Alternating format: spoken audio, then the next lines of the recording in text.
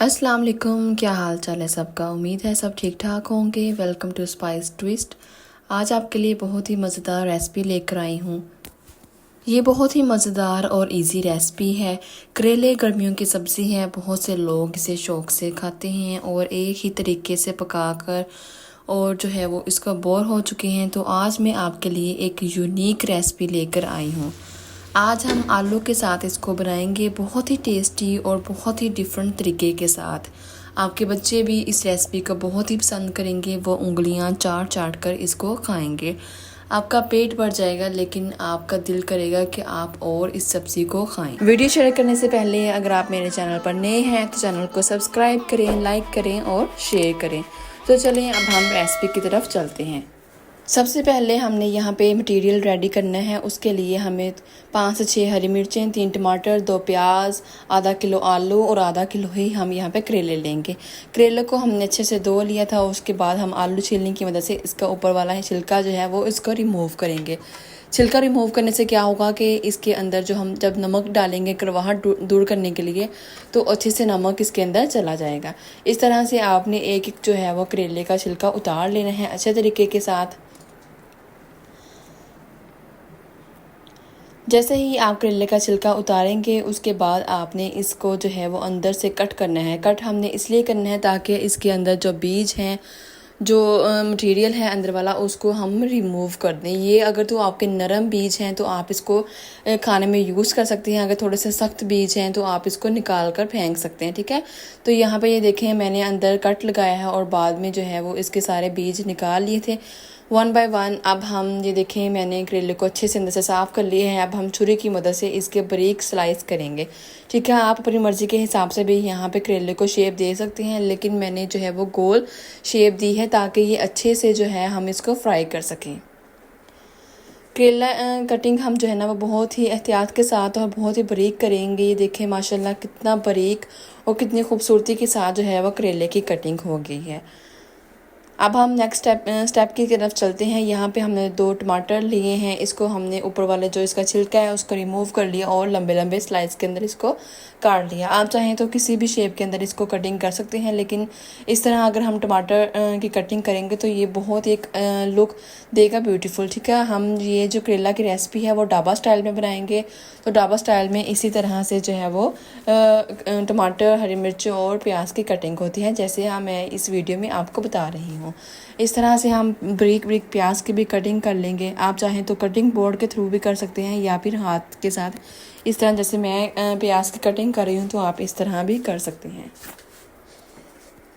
ये रेसिपी बहुत ही आसान है बनाने में। जब आप इसको एक दफ़ा बनाएंगे तो मुझे उम्मीद है कि आपकी फैमिली आपसे बार बार इस रेसिपी की डिमांड ज़रूर करेगी। माशाल्लाह ये बहुत ही मज़े की रेसिपी बनती है। अब हम हरी मिर्चों को भी सेम इसी तरह लंबे लंबे स्लाइस के अंदर कटिंग करेंगे। ये जो रेसिपी है ये ढाबा स्टाइल है, इंशाल्लाह आपको बहुत ही पसंद आएगी। अब हरी मिर्चों को हमने अच्छे से काट कर ये सारी जो तीनों चीज़ें हैं इसको हम एक साइड पर रख देंगे। अब हम यहाँ पर हम आधा किलो आलू लेंगे। आलू आप भी जानते हैं कि हर सब्ज़ी के साथ आलू एडजस्ट होते हैं। आज हम इसको करेलों के साथ एडजस्ट करेंगे। ये देखें, चुटकी बजाई और इसका छिलका रिमूव हो गया। काश सारे काम जो है वो चुटकी बजाते और काम सारे हो जाते हैं, लेकिन ऐसा नहीं है। हर काम के लिए हमें मेहनत करनी पड़ती है, एफर्ट करनी पड़ती है, फिर ही उसके अच्छे रिजल्ट आते हैं। तो यहाँ पर हम आलू के जो स्लाइस हैं उसको भी बारीक बारीक शेप देंगे। जिस तरह हम पकौड़े बनाने के लिए आलू बारीक बारीक स्लाइस में काटते हैं, लेकिन वो ज़्यादा बारीक होते हैं, हमें थोड़ा सा यहाँ पे मोटा आलू रखना है, ठीक है, ताकि उसके मसाले के अंदर आलू भी हमें नज़र आए कि हमने आलू भी इसके अंदर ऐड किए हैं। माशाल्लाह हमारी तमाम चीज़ें रेडी हो गई हैं। अब यहाँ पे मैंने करेलों को नमक लगा के रख दिया था तकरीबन 10-15 मिनट के लिए। उसके बाद करेलों ने अपना पानी छोड़ना शुरू कर दिया। अब हम यहाँ पे मज़ीद जो है वो इसको थोड़ा सा टाइम देंगे रेस्ट के लिए, और जो है अपना मटीरियल जो है वो मसाला रेडी कर।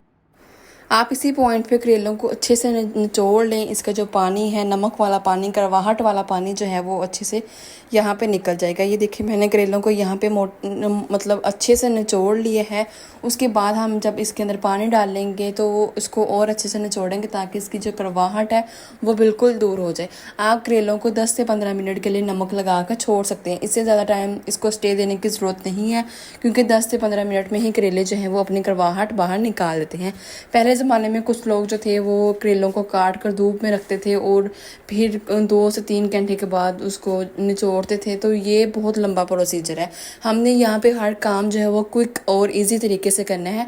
तो जस्ट आप 10 से 15 मिनट के लिए नमक लगाएं और उसको छोड़ दें, ठीक है। अब यहाँ पे हम एक खुला बर्तन लेंगे, ठीक है। उसके ऊपर हम अपनी टोकरी रखेंगे जिसमें जो है वो हमारे करेले हैं। तो अब हम इसके अंदर अपना पानी ऐड करेंगे। खुला पानी आपने ऐड करना है ताकि इसको आप अच्छे से धो सकें।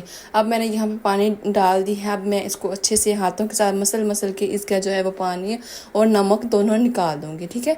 नमक हमने लगाया था ताकि इसकी कड़वाहट को हम दूर कर सकें। इसके अलावा कोई भी ऐसी चीज़ नहीं है जिससे करेलों की कड़वाहट को दूर किया जा सके।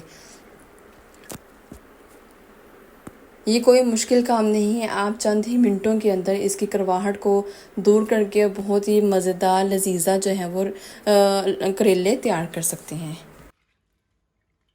1 से 2 मिनट जो है मैंने इसको अच्छे से निचोड़ा है और ये देखें जो इसका पानी था, करेलों का पानी, वो निकल गया है और जो पानी ने अपना कलर भी चेंज कर लिया है। अब हम इस पानी को जो है वो वेस्ट कर देंगे और टोकरी के नीचे एक प्लेट रख देंगे ताकि जो भी इसका थोड़ा बहुत पानी रहता है वो इस प्लेट के अंदर शिफ्ट हो जाए।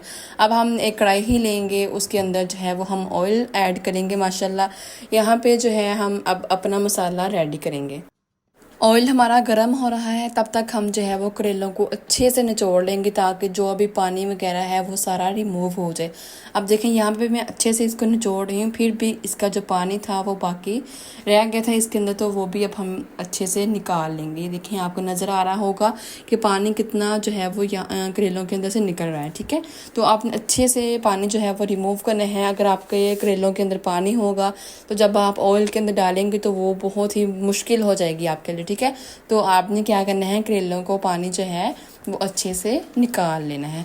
अब हम 1 बाय 1 जो है बिस्मिल्लाहिर्रहमानिर्रहीम पढ़ के करेले जो है वो ऑयल के अंदर शिफ्ट करेंगे, ठीक है। इसको फ्राई करेंगे अच्छे से गोल्डन कलर आने तक हम इसको फ्राई करेंगे। तकरीबन 5 से 6 मिनट लगेंगे आपको इसको फ्राई करने में, ठीक है।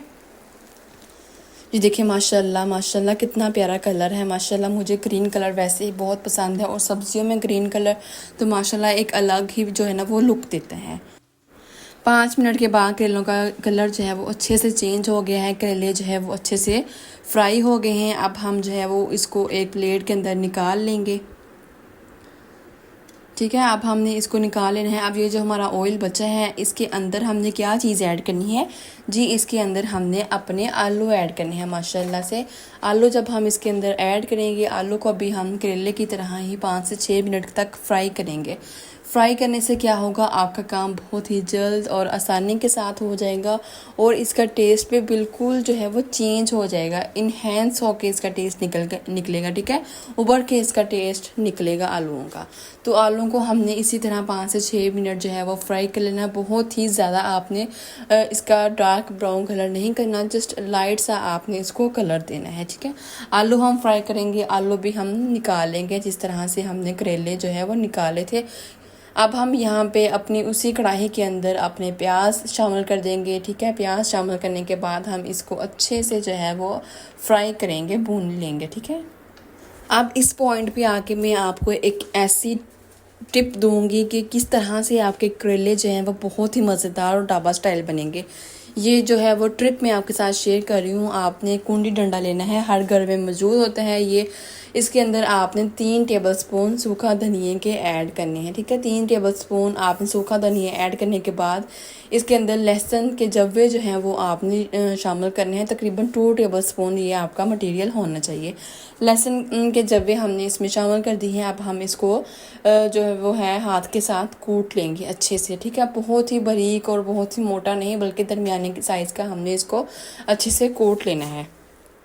समझ आ रही ना आपको यहाँ पे बात। इसको हम अच्छे से कूट लेंगे और साइड पे रख देंगे। यहाँ तब तक जो है वो हमारा प्याज ब्राउन हो रहा है। प्याज ब्राउन होते साथ ही हम जो है वो क्या करेंगे ये मैं नेक्स्ट आपको बताऊँगी साथ साथ।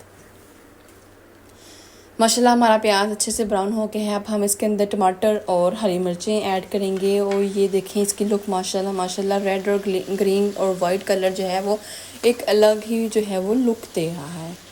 इसको भी हम तकरीबन 1 से 2 मिनट के लिए अच्छे से भून लेंगे। माशाल्लाह इसकी लुक देखें अभी से कितनी प्यारी आ रही है। ठीक है, ढाबा स्टाइल में इसी तरह बनता है। अगर आप एक दफ़ा बनाएंगे तो इंशाल्लाह मुझे उम्मीद है कि आपको ये रेसिपी बहुत ज़्यादा पसंद आएगी। ये देखें, ये जो हमारा मटेरियल हमने कूटा था धनिया और लहसुन का, इसको भी हम इसके अंदर शामिल कर देंगे, ये पेस्ट। और ये देखें 2 टेबलस्पून ये पेस्ट हमारा रेडी हुआ था। तो अब हम इसके अंदर शामिल कर देंगे और इसको भी अच्छे से मसाले के साथ जो है वो भून लेंगे। अब हम इसके अंदर 1 टेबलस्पून नमक शामिल करेंगे, 2 टेबलस्पून रेड चिली शामिल करेंगे और एक जो है वो हल्दी का चम्मच हम इसके अंदर शामिल करेंगे। नमक हमने इसमें बहुत ही कम यूज़ किया है क्योंकि हमने करेलों के अंदर भी नमक शामिल कर दिया था। अगर हम इसके अंदर ही 2 से 3 चम्मच नमक शामिल कर देंगे तो वो जो है वो नमक तेज़ होने के चांस हैं। ठीक है, तो इसलिए आपने कम ही नमक यूज़ करने हैं करेलों के अंदर स्पेशल। अब ये जो है वो हमारा अच्छे से फ्राई हो जाएगा। अब हम थोड़े से 2 से 3 ड्रॉप जो है वो पानी के शामिल करेंगे ताकि नमक मिर्च का जो कच्चापन है वो दूर हो जाए। ठीक है, इस तरह से अगर आप करेले बनाएंगे तो मुझे उम्मीद है कि आपके बच्चे बड़े सब बहुत ही शौक़ से उंगलियां चाट चाट कर खाएंगे इस रेसिपी को। ठीक है, अब हम सारा जो मसाला था अपना जो है वो करेले और आलू फ्राई किए हुए हम इसके अंदर शामिल करेंगे। ये देखिए माशाल्लाह कितनी अच्छी लुक है। अब चटपट हमारे जो है वो करेले यहाँ पे रेडी हो जाएंगे। तकरीबन हमें इस सारे प्रोसीजर में 10 से 15 मिनट लगे थे और ये हमारा जो है वो करेले की रेसिपी, करेले की हंडी जो है वो बहुत ही अच्छे से रेडी हो गई थी। अब हमने जस्ट इस सारी चीज़ों को अच्छे से मिक्स करना है। उसके बाद हमने दम पे इसको लगा देना है हल्की आंच पे। तकरीबन 10 मिनट के बाद हमने इसका ढक्कन ऊपर उठाना है और ये देखें स्टीम इसमें से कितनी अच्छी निकल रही है। ठीक है, अब हमने इसको मिक्स करना है ताकि जो है वो हमारी हंडी नीचे ना लगी हो। ये देखें बिल्कुल भी नीचे नहीं लगी। हमने आंच जो है वो मीडियम लो रखी थी। लुक देखिए आप, माशाल्लाह माशाल्लाह इसकी लुक कितनी अच्छी निकल कर आई है। ज़बरदस्त खुशबू आ रही है, बहुत ही अच्छी। अगर आप इसको बनाएंगे मुझे उम्मीद है आप इसको बनाने के बाद मुझे ज़रूर दुआएंगे देंगे। ठीक है, आप इसको जो है वो रोटी के साथ, नान के साथ और स्पेशल कच्ची लस्सी के साथ आप इसको सर्व करें, खाएं। बहुत ही लजीज जो है ना वो आपको लगेगी, बिल्कुल रेस्टोरेंट स्टाइल हमने इसको बनाया है। अब हम इसके अंदर 1 टेबलस्पून जो है वो गरम मसाला ऐड कर देंगे। गरम मसाला जो है वो एक अलग ही अपना टेस्ट प्रोवाइड करते हैं, तो इसके लिए हम एंड पे गरम मसाला जो है वो शामिल करेंगे। माशाल्लाह से कितनी ही अच्छी इसकी लुक आई है। दिल कर रहा है कि अभी से इसको जो है वो खा लें, लेकिन हम इसको रोटी या नान के साथ खाएंगे और साथ 1 गिलास कच्ची लस्सी का भी ज़रूर लेंगे। ठीक है, बिल्कुल भी आप जो है वो इसको खाएंगे तो आपको गर्मी नहीं लगेगी, कुछ भी ऐसा नहीं आपको महसूस होगा। ठीक है, ये हम सर्व करेंगे और देखें कितना जो है वो मज़ेदार और लजीजा इसका कलर आया है और टेस्ट भी इसका बहुत ही अच्छा है। अगर आप मेरे पास यहाँ पे होते तो मैं आपको ज़रूर ये मतलब चेक करवाती कि ये किस तरह से बने हैं। ठीक है, उम्मीद है कि आपको ये रेसिपी बहुत बहुत पसंद आई होगी। अगर वीडियो पसंद आई है तो इसको लाइक करें, शेयर करें। ओके जी, दुआओं में याद रखिएगा। अल्लाह हाफिज़।